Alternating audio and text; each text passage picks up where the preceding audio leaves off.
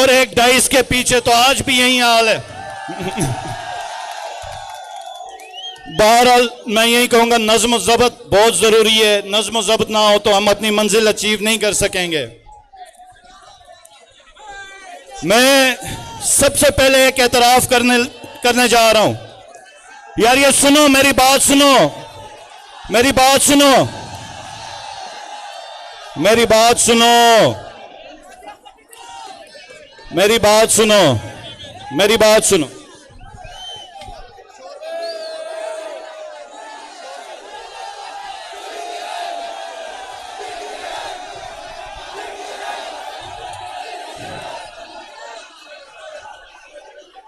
میرے بھائیوں بات سنو، میرے پاکستانیوں، سٹیج پہ بیٹھے ہوئے سارے قائدین، ورکرز اور آپ سب کو السلام علیکم. آج جب میں پیدل آ رہا تھا، کوئی 1.5 گھنٹہ میں پیدل چلا، لوگوں کا جمع غفیر تھا. ایک ورکر نے میرے سے پوچھا کہ سر یہ ہم نے کس جگہ پہ جلسہ کیا ہے، یہ کس طرح کا انتظام ہو رہا؟ تو میں نے اس کو جواب دیا، سنو، میں نے کہا پاکستان کی سیاست میں جب بھی آمریت والوں نے اور ڈکٹیٹرز نے پاکستان کے آئین میں پیشاب کیا ہے، محسن نقوی جیسی شخصیات پیدا ہوئی ہے، محسن نقوی جیسی شخصیات پیدا ہوئی ہیں. اور ان جیسے لوگوں کو یہی زیب دیتا ہے کہ وہ ہمارے راستے میں رکاوٹیں کھڑی کریں، اور ہم جیسے دیوانوں کے لیے یہی ہے کہ ہم 2 گھنٹے پیدل چلیں لیکن آئیں گے، ہم آئیں گے. اور آج کا جلسہ بھی میں آپ کو قسم کھا کے کہتا ہوں، اس سے 90% جلسہ آپ عوام جو ہے باہر ہے، 90%. اگر یہاں پر 10,000 ہے تو 90,000 باہر روڈ کے اوپر ہیں، اور تقریباً 60-70 ہزار تو خالی علی امین اکیلا لے کے آ رہا ہے. میں نے اعلان کیا 1 اکتوبر کو پاکستان تحریک انصاف یوتھ ونگ اور پاکستان انصاف اسٹوڈنٹ فیڈریشن احتجاج پہ روڈوں پہ نکلے گی، دھرنے دے گی عمران خان کی رہائی کے لیے 1 اکتوبر کو. اب میری بات، ہمارا مطالبہ جو ہے آپ لوگوں نے سننا ہے. یہ میں سٹیج والوں سے درخواست کروں گا، یار تھوڑی سی اگر خاموشی ہو گئی، میں تم لوگوں کو عمران خان کا واسطہ دیتا ہوں کہ اللہ کا واسطہ تم لوگ تھوڑی دیر کے لیے خاموش ہو جاؤ، تھوڑی دیر کے لیے ہمیں بات کر لینے دو اپنی. سنو میرے نوجوانوں، میرے بھائیوں، سنو، یہ کسی پارٹی کی جنگ نہیں، یہ کسی لیڈر کی جنگ نہیں. پاکستان کا مسئلہ کیا ہے؟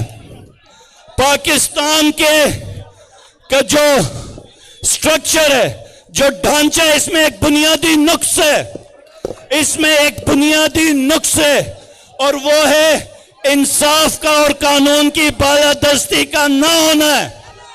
یہ نہ ہونا ہے.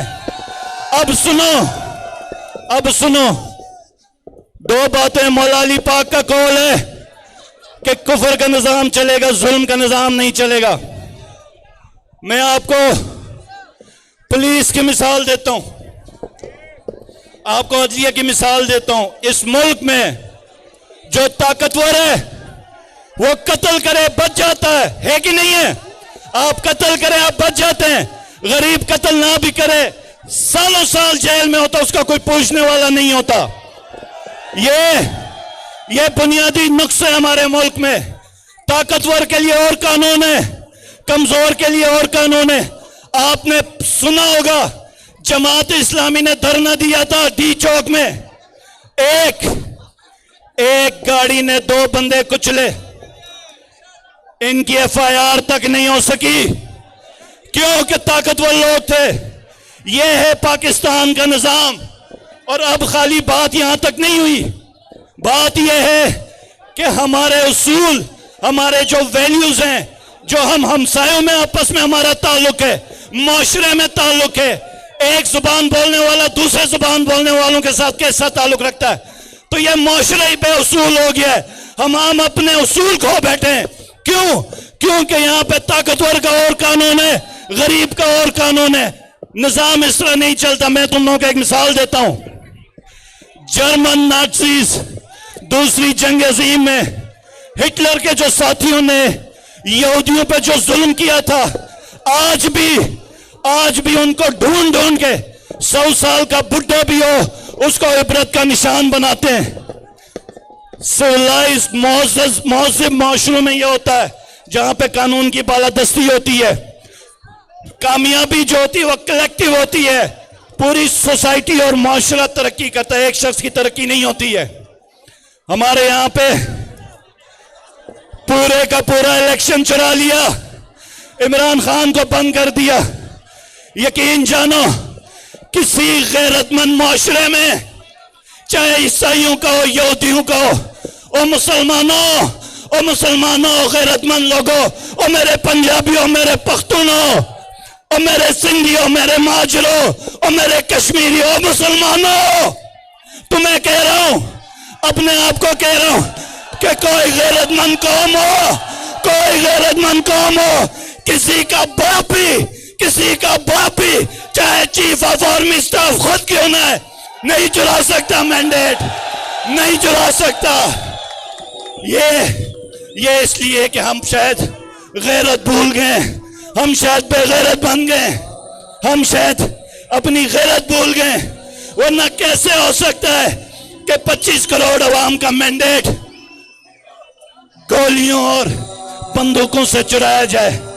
تو ہمارا پہلا مطالبہ ہے عمران خان کی رہائی اور مینڈیٹ کی واپسی. اور دوسرا مطالبہ ہے, سننا جاوید بھائی آگے, میں اب شارٹ کر رہا ہوں. دوسرا جو ہمارا مطالبہ ہے وہ یہ ہے کہ جب بھی اس معاشرے میں, سنو, 1 اکتوبر کو تیار ہو جاؤ, انشاءاللہ اڈیالہ جائیں گے. 1 اکتوبر کو تیار ہو, یہ میرا وعدہ ہے. ہم نے اعلان کیا ہے, میں نے اعلان کیا ہے. ڈیڈ لائن ہے, ہمارے یوتھ کے لیڈرز ادھر ہیں. اب 25 دن کا, آج 8 سپٹمبر ہے, 22 دن کا ان کو ڈیڈ لائن دی ہے. اگر ہمارے مطالبات نہیں ہوئے ہم اڈیالہ بھی جائیں گے, ہمارے ایک چوک میں نکلیں گے, ہم ایک یونیورسٹی میں نکلیں گے. یہ یاد رکھو, یہ بہت اہم ہے. یہ نوجوانوں تمہارے لیے بتا رہا ہوں. جب بھی ایک آمر یا ڈکٹیٹر جیسے مشرف آیا, جیسے ضیاء آیا, وہ کیا کام کرتا ہے؟ وہ سب سے پہلے فیصلہ کرتا ہے کہ اس نے اس دفتر میں 10 سال بیٹھنا ہے. اس کے لیے وہ آئین توڑتا ہے.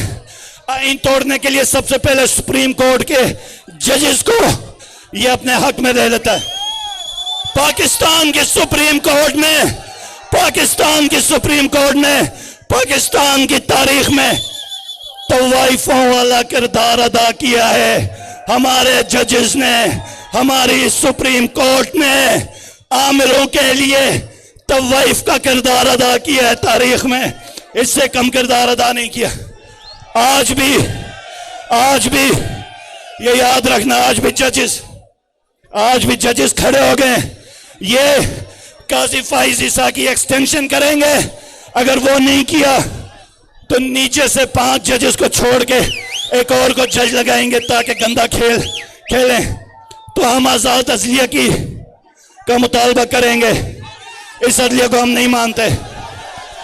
اور تیسری چیز,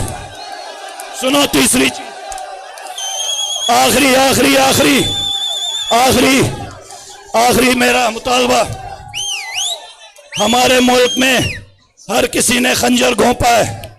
بلوچستان میں مسنگ پرسنز کی بات ہو, ماجروں کے قتل عام کی بات ہو, سندھیوں کا استحصال ہو, بھٹو کی پھانسی ہو, بھگتی کی پھانسی ہو, سکوت ڈاکہ ہو, قائد اعظم کی گاڑی خراب ہوئی سے لے کے آج تک کے حقائق.